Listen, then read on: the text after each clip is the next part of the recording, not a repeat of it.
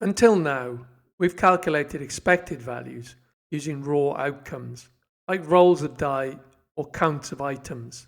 But in real-world applications, data gets rescaled and shifted all the time. Think about converting units.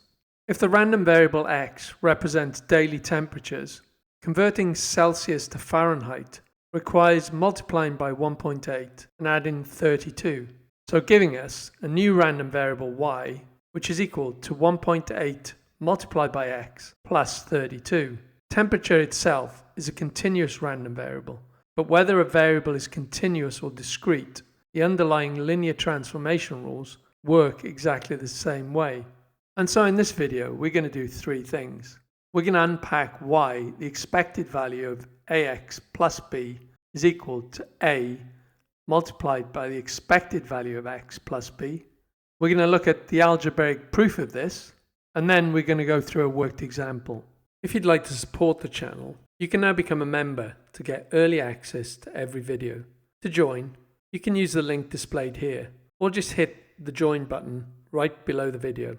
Because expected value represents the weighted average of a distribution, it scales and shifts in the exact same linear fashion as the underlying data. So the scaling part, or a multiplied by x, stretches or compresses the weighted average by a factor of a, and the shifting part, or plus b, slides the weighted average along the axis by b. Now let's look at why the expected value of ax plus b is equal to a multiplied by the expected value of x plus b. By definition, the expected value of function g of a discrete random variable x is found by taking each possible value of x, plugging it into the function g, multiplying it by its probability, and then adding all these values up. If we now replace the function gx with our linear transformation ax plus b, we get the sum of ax plus b multiplied by the probability of that outcome x. If we now distribute the probability term inside the summation, we get the sum of ax multiplied by the probability of outcome x plus b multiplied by the probability of outcome x. Next, we can split the summation into two terms using the additive property of sums, and this gives the sum of ax multiplied by the probability that the outcome is x plus the summation of b multiplied by the probability that the outcome is x. Since a and b are fixed constants, we can factor them outside the summation signs. So we get a multiplied by the summation of x multiplied by the probability that the outcome is x plus b multiplied by the summation of the probability of outcome x.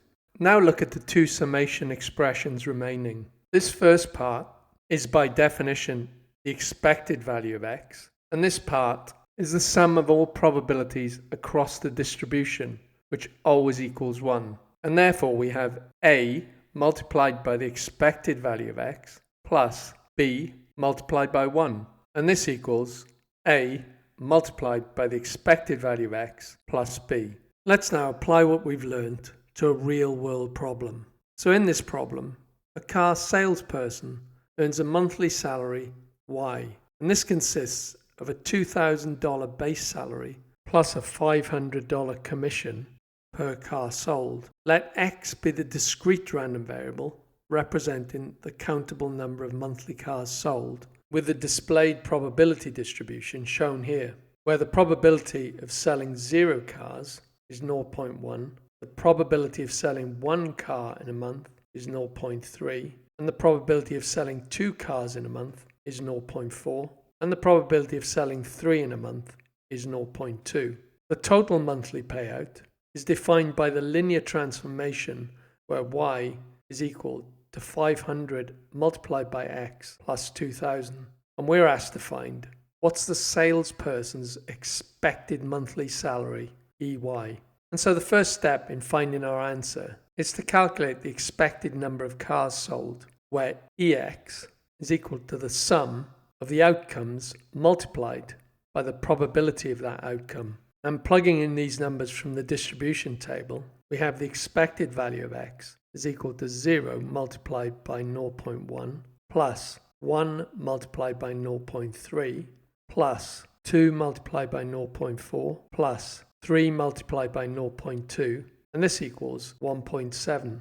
And if we now apply our linear transformation rule, where the expected value of ax plus b is equal to a plus the expected value of x plus b, where our transformation y is equal to 500x plus 2000, and so a is equal to 500 and b is equal to 2000, we get the expected value of y, which is the expected monthly salary of the salesperson, is equal to 500, which is a, multiplied by 1.7, which is the expected value of x, plus 2000, which is b, and this equals $2,850. So the expected monthly salary of the salesperson equates to $2,850. To wrap up, whenever you encounter a linear shift or rescaling of a discrete random variable, don't waste time rebuilding a new probability distribution table. Just find the expected value of x first and apply the transformation directly.